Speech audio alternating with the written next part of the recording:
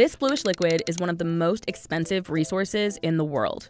No, it's not the blue milk from Star Wars. It's actually blood from a horseshoe crab. And the stuff this blood makes costs $60,000 a gallon. So why is it so expensive? And who's buying horseshoe crab blood? The blood contains a special clotting agent. It's used to make a concoction called limulus amoebocyte lysate, or LAL.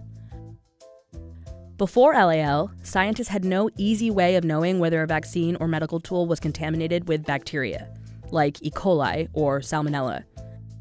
Scientists would inject vaccines into huge numbers of rabbits and then basically wait for symptoms to show up.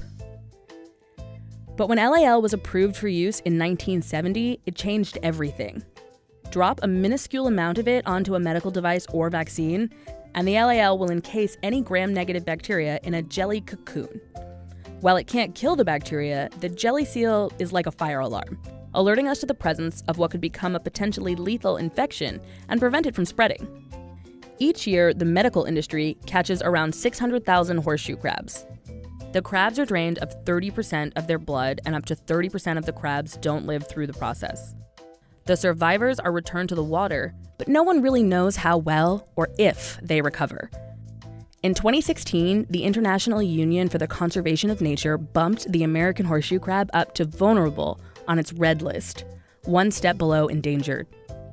And the US population could keep falling by as much as 30% over the next 40 years. LAL labs claim that the returned crabs eventually recover, but new evidence suggests that's not always the case. Wynne Watson is trying to figure out what happens to the crabs when they're put back in the sea. So the most immediate negative effect is mortality. Anywhere from 10 to 25% of the animals will die within the first couple of days after you bleed them. Bled crabs become disoriented and weak for a period of time, and females may have trouble spawning. Based on our data and others, I think that you need to treat them a little. If you're going to increase your survival rate, right, you need to treat them better. Scientists are trying to find a synthetic alternative to help reduce the strain on the horseshoe crab population. But so far, LAL is still required by the FDA for this type of testing. So if these animals really aren't recovering at the rate companies previously thought, we might eventually run out of crabs to bleed.